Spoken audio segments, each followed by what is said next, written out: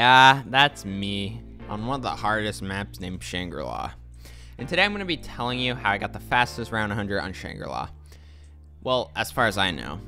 If you noticed, I had extra credit, meaning I played Mega Gawa gums because I'm trapped. The gums I use were Raindrops, Alchemical, and Teethithus, Shopping Free, Extra Credit, and then lastly, Immolation Liquidation.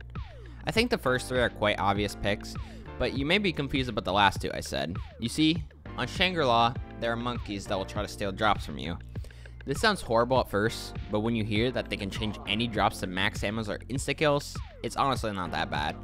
So because you can spawn in 3 fire sales with Immolation and 4 bonus points drops with extra credit, that's a lot of insta-kills, meaning a ton of time saved during rounds.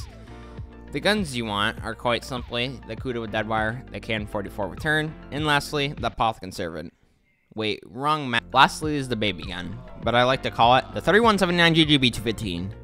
The problem with Shang, however, is the restarts. Now that may not sound like an issue, as you restart a lot for raindrops, or if your round end times are slow, but with Shang, the problem is with Pack-a-Punch, because Pack-a-Punch on Shang is completely dependent on where the stone tile is. There is one tile location inside a tunnel that you have to keep closed for a strategy to work, which is the fastest strategy on Shangri, which can be painful to restart for, especially because you need the baby gun, which is already rare to get. Now let me tell you how I got round 100 on Shangri in 4 hours. Alright, so first things first, like any speedrun, I would always restart for raindrops, and ended up getting it here.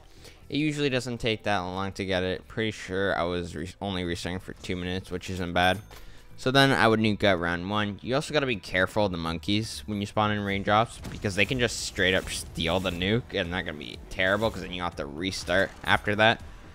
And obviously restarting for raindrops is already horrible. It sometimes takes 3 minutes, sometimes it can take like 7 minutes. It's terrible. And that's just RNG for you. But okay, and then I would make my way down into this tunnel as fast as I could so I wouldn't breach spawns, and of course nuke out round 2.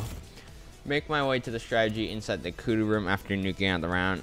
You also want to try to make there before 10 seconds, but you're most likely not going to, which is fine. You're just gonna have a couple zombies that are gonna be all over the place, but that's fine as long as you have at least a nuke or something, which you probably won't get. So it's just gonna be a slow round 3 most likely.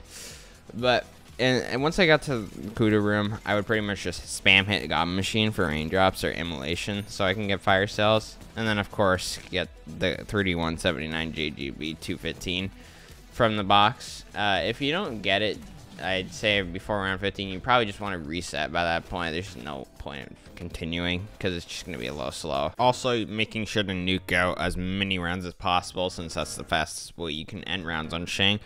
Also, a quick tip, I'd say about rounds 3 to 10, you want to let zombies come into the map. Okay, wait. Also, a quick tip is to let zombies actually get into the map on rounds 3 to 10. Because you can get drops that way if you let them get in the map. And if you get a nuke, that just saves you raindrops pretty much, and it will let you nuke out the round, which will let you play the fast, like I said. And it will save that raindrops for the next round, which gives you just probably enough time to get a new raindrop so you can nuke out even more rounds, which is just, it lets you play faster pretty much. That's what I'm saying. Once I would obtain the baby gun, I would turn on the power and see if I got the Pack-a-Punch tile at one of the 3 locations I needed to be in.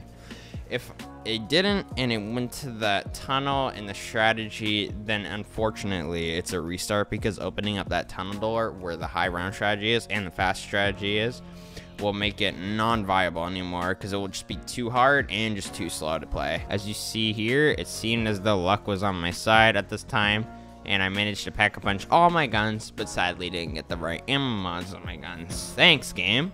So I thought this game was gonna be dead and I had to restart. However, I guess the game had different plans, because I ended up getting the Pap Stone at one of the 3 locations again, allowing me to get Deadwire on the Kuda, as well as turn on the KN-44. That's pretty much all you gotta do for setting up on Shang. As for how you should play the strategy, or at least how I played it, whenever you have an insta-kill, which is most likely going to be 50% of the time, I don't think I really need to explain this. I mean, it's an insta-kill, just shoot the zombies. Pretty straightforward. When you don't have an insta kill though, that's when it starts to become a little more difficult. What you want to do, or what I did, I just kind of watched Ganon and pretty much replicated what he did, but with Mega Gums pretty much. So, what you want to do is shoot the baby gun back and forth between the spawn behind you or right next to you and the hallway that the zombies come from in front of you. Also, a quick tip is to, instead of running into baby zombies, you should shoot them with your Kuda while they're babies, because this is going to be faster and at the same time make it safer for you, because you're not going to have to worry about being on low health from the baby zombies. And once you get this strat down, it can be done all the way to 100 plus, and I will say it is a pretty fun strategy to do. Well, here I am on round 99, finally completing it to get the fastest round 100 on Shang. I beat my original time by about 33 minutes, which is definitely an improvement. And I also barely beat Ganon, which is quite funny when he used classic Gobblegums. Let's go! Sub 4 hours, 30 minutes. That's probably slower than Ganon. Now that was round 100 on Shangri-La in 4 hours. I hope you guys enjoyed. Also, don't mind the gameplay in the background. Yeah, I continued this game trying to get the high round world record. Didn't go well. I died on like 104, I think. And, yeah, I guess I'll see you guys next time.